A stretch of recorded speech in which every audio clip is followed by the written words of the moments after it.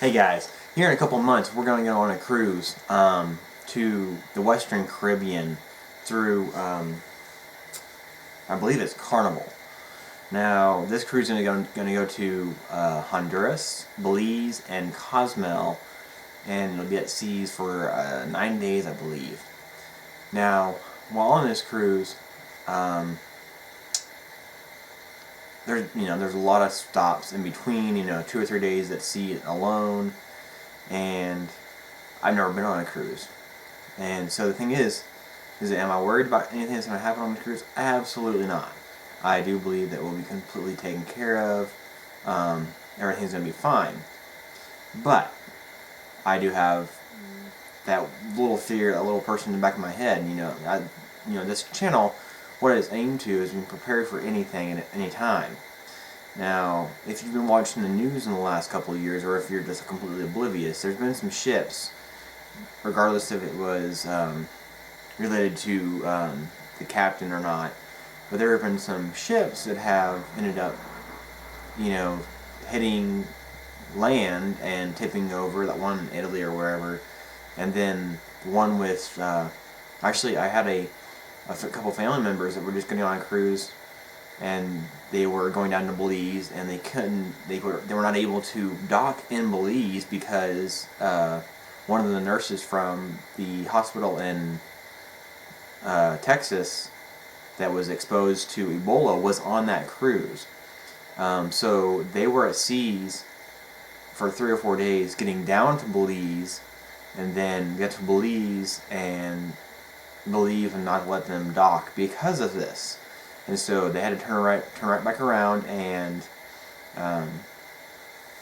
head back to the States because of this lady. Now, they got comped 2 free cruises and completely reimbursed for the first one, which is awesome. But then again, it kind of sucks for them because they had the time to go for the cruise. Now, what I'm planning on doing for this cruise is basically making like a survival kit, okay?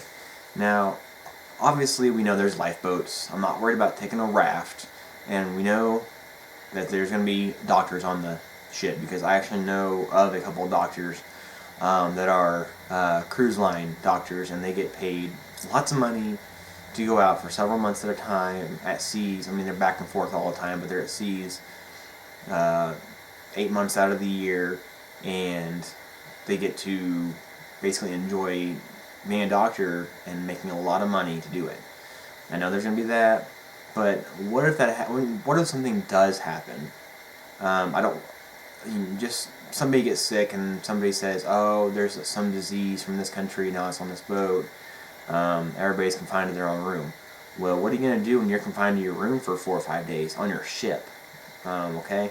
Think about that. Toilet paper's gone. The toilet's turned the system's down, and you can't poop, you can't pee. What are you going to do? So, what I have planned is over the next couple months is to build a couple small survival kits for taking a cruise. Now, obviously, this is my vehicle get home bag. We've all seen this on my channel. I discussed it 3 or 4 times, and there's a lot of stuff in there. There's a firearm, there's the handcuffs, there's zip ties for handcuffs, there's smoke signals, there's flares, aerial flares, and ground flares. There's a first aid kit. There's all kinds of stuff in there.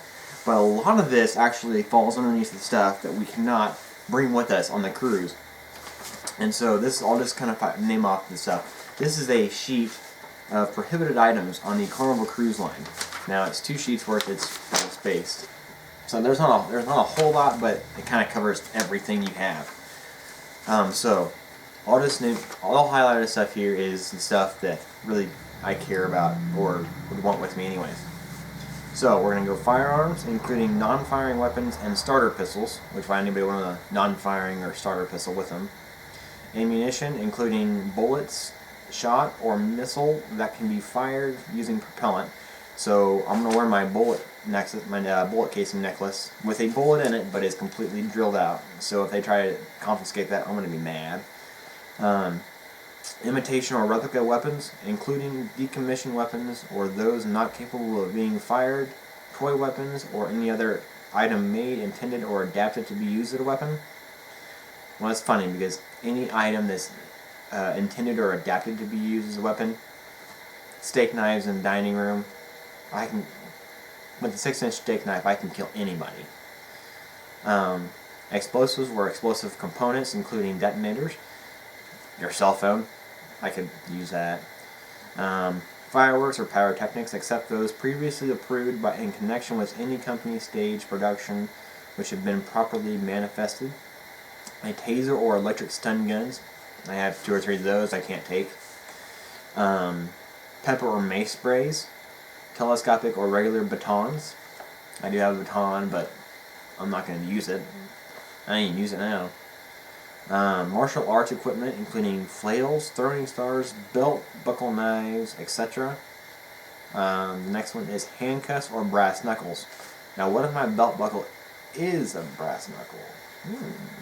It's a belt buckle, not a brass knuckle. Think about that. Knives with blades longer than 4 inches. Recreational dive knives are allowed but must be held in custody of the guest service manager or chief security officer and must be checked out or in by the owner for a dive excursion by the cruise. Or during the cruise, by the cruise. So, am I going to take my Spyderco Delica 4 with the hook for my pocket? No. That is a $100 and some odd knife that I don't want confiscated because some idiot thinks that's going to make it, fling out of my pocket faster and I might stab more people with it. Am I going to go to Walmart and buy a cheap SOG type knife? Probably. Doing what I do, I had to have something. So it's just a pocket knife. It can't be. I could do a lot more with a steak knife than I can with a pocket knife usually. So, or a broken piece of glass. Let's see here. Next page. This is kind of funny. Scissors with blades longer than 4 inches. Large scissors of the type used by scrapbook and quilting enthusiasts are at times permitted, with prior notification from the Security Services Department. But these are held on board in the same manner as dive knives. So if you bring your pair of quilting scissors or your pair of scrapbooking scissors, because you want to, you're going to go on vacation but you want to scrapbook a little bit, guess what? You bring them big old scissors? No. They got to hold them for you. Kind of crazy. And then the last one, actually there's 2 of them here that kind of cracks me up. Lasers. Can't bring a laser. That's just too bad. What are they going to do? In my room? Emergency position indicating radio beacons. So, radio or satellite positioning systems.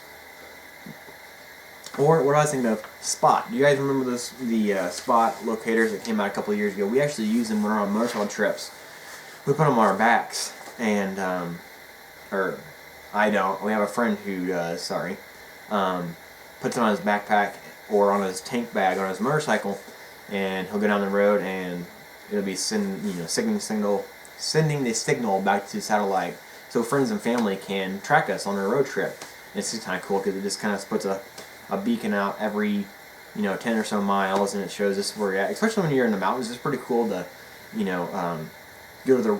check in and watch us when you're going up and down the mountain and everything, and then actually putting like the satellite image on top of that and seeing what we were riding on later on. It's pretty cool when you're seeing it from the top.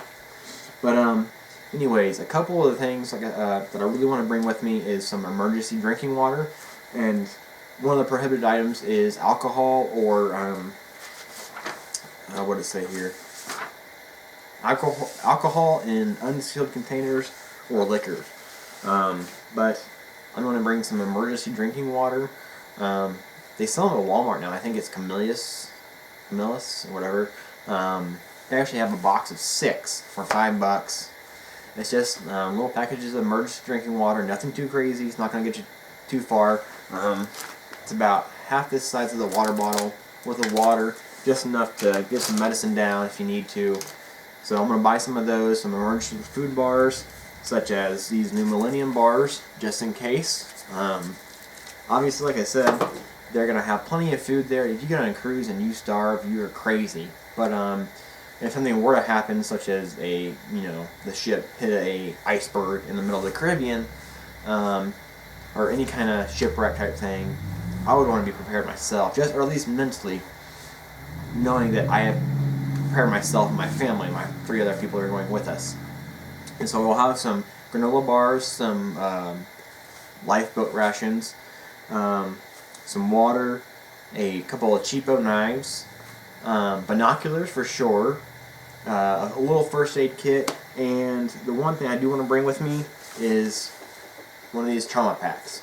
Now, since I can't really bring all the stuff that I really want to bring, these little trauma packs are going to do pretty good.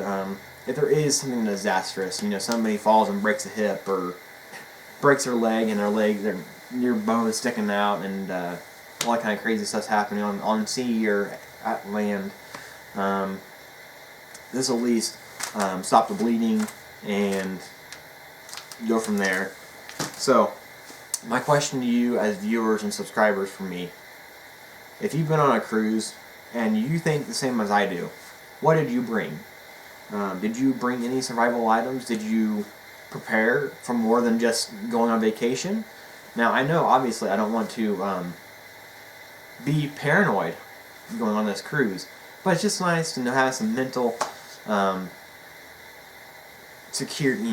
some play there where I know that I can take care of myself. I got my own stuff. Of course, I'm going to use their stuff first, but I have my own stuff if I need to.